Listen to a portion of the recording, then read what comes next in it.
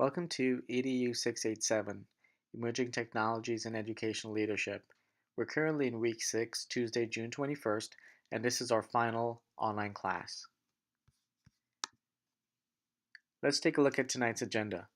We're going to talk about the objectives, the Florida Principal Leadership Standards, the assigned readings, which are Chapter 7 Key Concepts and Questions, the WCG modules, which are due tonight, and the Technology Rotation Plan due June 28th.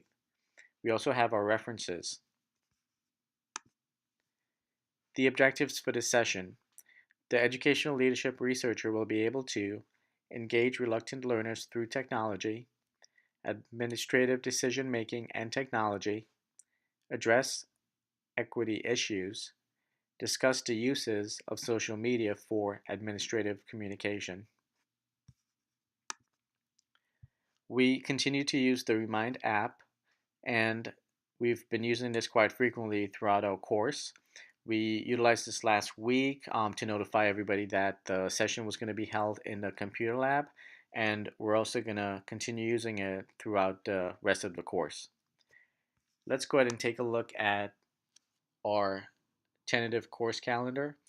Tonight, we're going to talk about the WCG workbook assignments, and what I did in later slides is took snapshots of how to access the WCG modules, and I made life easy for you by downloading the template and having it in a Word format where all you need to do is type the info and upload to LiveText as a PDF.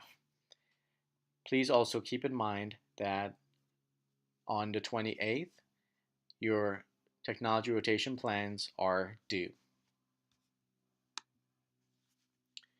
The Florida Principal Leadership Standards that are covered in the EDU 687 course are Standard 8, School Management.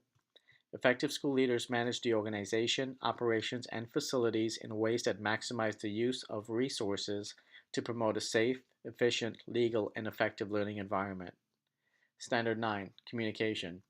Effective school leaders practice two-way communications and use appropriate oral, written, and electronic communication and collaboration skills to accomplish school and system goals by building and maintaining relationships with students, faculty, parents, and community.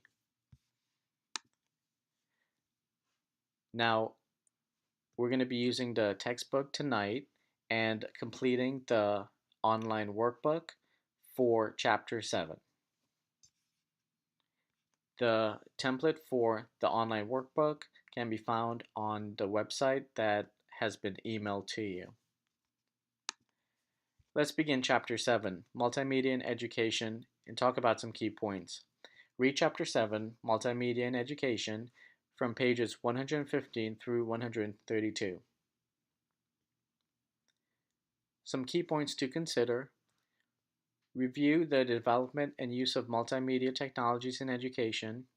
The focus is on instruction.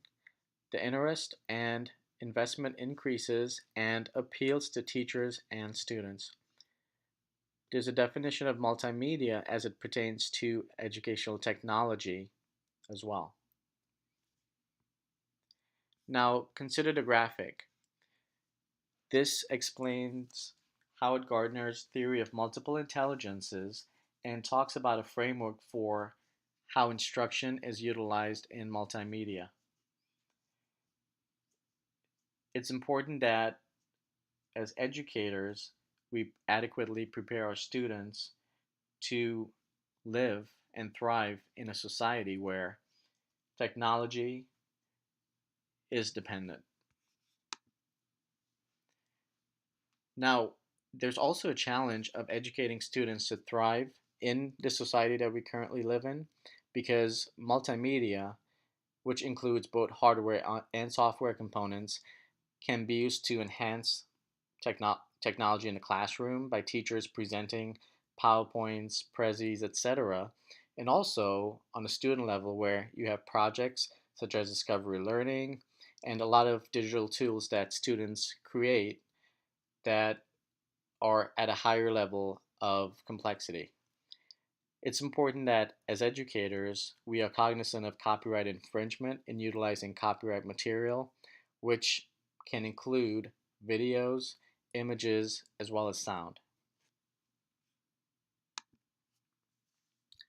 Now, in Chapter 7 of the online workbook, we're going to take a look at some key concepts and questions. Question 1. Multimedia technology has been evolving slowly but steadily during the past decade. How has this technology affected your daily activities? How do you see multimedia developing in the 21st century? 2. Multimedia means different things to different people. How do you define multimedia? 3. Multimedia is frequently used in conjunction with the application of technology for a variety of applications. Is multimedia strictly a technology phenomenon, or does it have some theoretical basis for teaching and learning? Explain. 4. Literacy is a frequently used term in education and generally refers to language, reading, and writing. Explain literacy in conjunction with multimedia. Does a need exist for developing multimedia literacy? Explain. Question 5. Multimedia can include a variety of hardware components. How are multimedia hardware components changing? Which do you consider the most beneficial for education? Why? 6. Multimedia can be used in a variety of applications. How would you differentiate multimedia applications as used by teachers for presenting lessons as opposed to use by students in learning? 7. Locating multimedia resources such as video, images, and sounds can be a time-consuming activity. If you were to design a multimedia project, how would you locate appropriate material?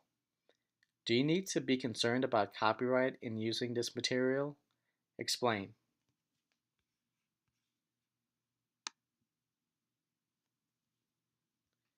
Next, let's take a look at creating critical thinkers through media literacy. Andrea Quijada at TED Talks. As you listen, think about how you can explain how the media can be a tool for self-determination and movement building.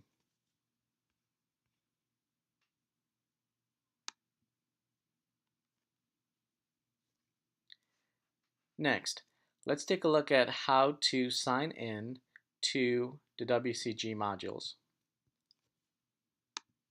When signing into SSO, there are two paths to logging in, the federated or hosted.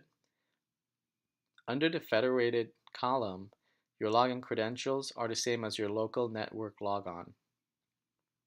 For example, if you are employed with a school district, you can access it with your username and password for that particular school district. Hosted means that your login credentials are provided by the FDOE via email. The email you provide will be sent a unique link that you can click on and access it through a hosted format. We have 48 federated districts, and you can see if your county is represented. We also have some hosted districts as well, which are 25.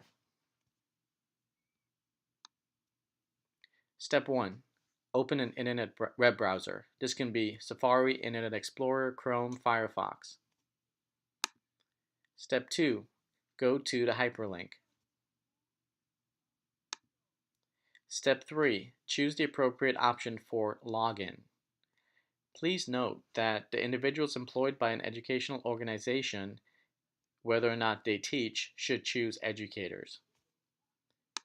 Step 4. When prompted to select an organization, use the drop-down list to locate the public school district or organization to which you are a member. Then select I see my school district. School district specifically listed in the drop-down indicates the organization is federated. Select your school district and then click Continue to sign in. Your login credentials are the same as your local network logon. The second option is I don't see my school district. School districts not listed in the drop-down indicates the organization is hosted. Select SSO hosted users and then click Continue to sign in. Your login credentials are provided by the FDOE via email.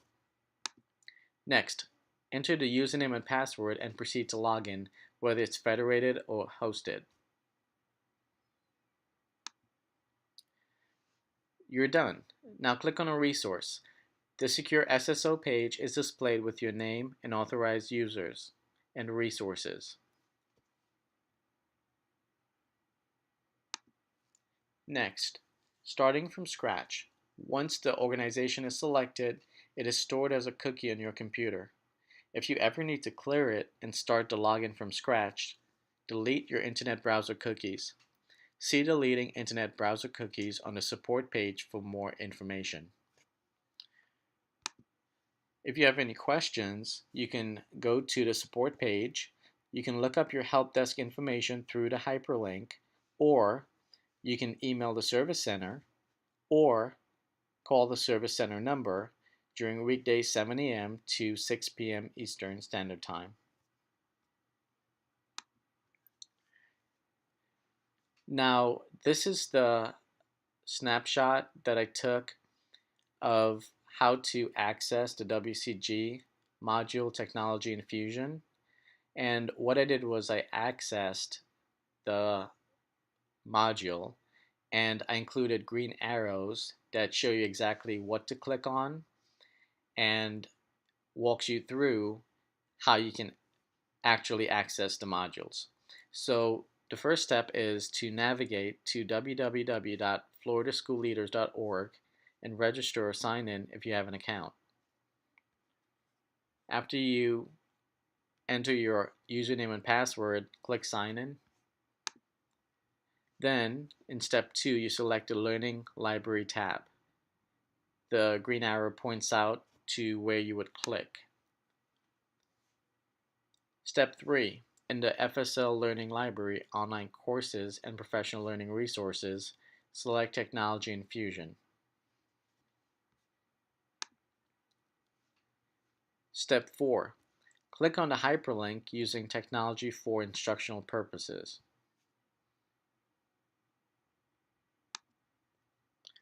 Step 5, access using technology for instructional purposes, click and enter ASAP e-learning.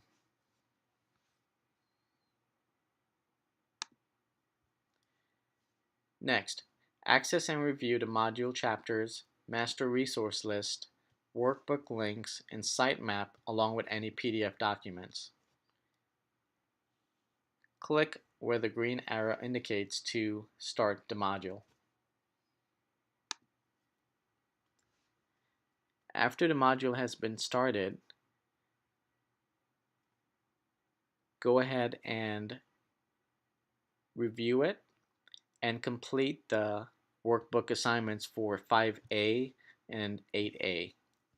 You can click on the links yourself or access the links that are right below this presentation.